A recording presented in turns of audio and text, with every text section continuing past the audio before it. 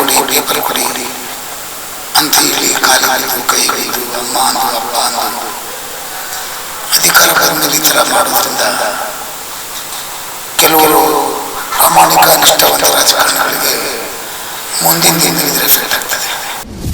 ಅವರು ಬಂದ್ಕೊಂಡ್ರೆ ಹಿಂಗೆ ಮಾತಾಡಿದಾಳು, ಹಿಂಗೆ ಜನ ಮಾತಾಡಿದಾಳು, ಗೆದ್ದಾದ್ಮೇಲೆ ನಮ್ಮನ್ನ ಛತ್ರಿಗಳು ಮಾಡಿದ್ರು ಅಂತಂದ್ರು ಅಂತಕ್ಕಂಥದ್ದು ಎಷ್ಟು ಸರಿ ಏನಾಗುತ್ತೆ.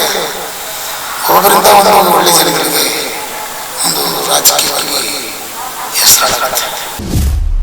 ಅದು ಅಧಿಕಾರ ಅಂತಕ್ಕಂಥದ್ದು ಕಣ್ಣು ಮೇಲೆ ಕಣ್ಣು ಮುಂಚೆ ಬಾಗಿಲುಗಳನ್ನ ಎಷ್ಟು ಬಾಗಿಲು ಮಾಡ್ತಾರೆ ತಲೆ ಬಸಿದ ಅಂತ.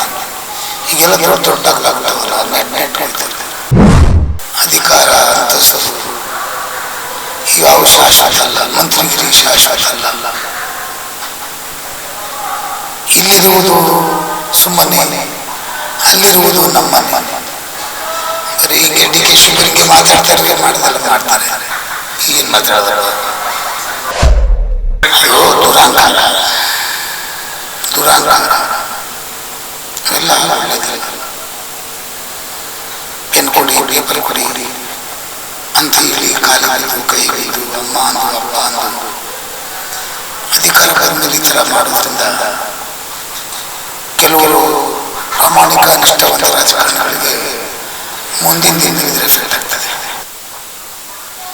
ಅವರು ಬಂದರು ಕಂಡ್ರೆ ಹಿಂಗೆ ಮಾತಾಡಿದ್ರು, ನಿಮ್ಗಿಂತ ಜನ ಮಾತಾಡಿದ್ರು, ಗೆದ್ದಾದ್ಮೇಲೆ ನಮ್ಮನ್ನ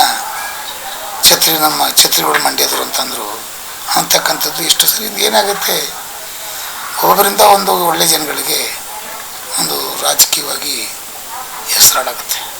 ಅದು ಅಧಿಕಾರ ಅನ್ನತಕ್ಕಂಥದ್ದು ಕಣ್ಣಿನ ಮೇಲೆ ಬಂದ್ಬಿಟ್ಟಿದೆ, ಕಣ್ಣು ಕಾಣ್ತಾ ಇಲ್ಲ.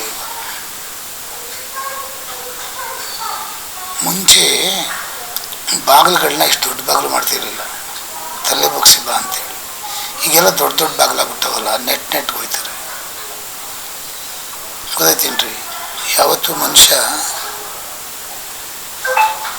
ತನ್ನ ಒಂದು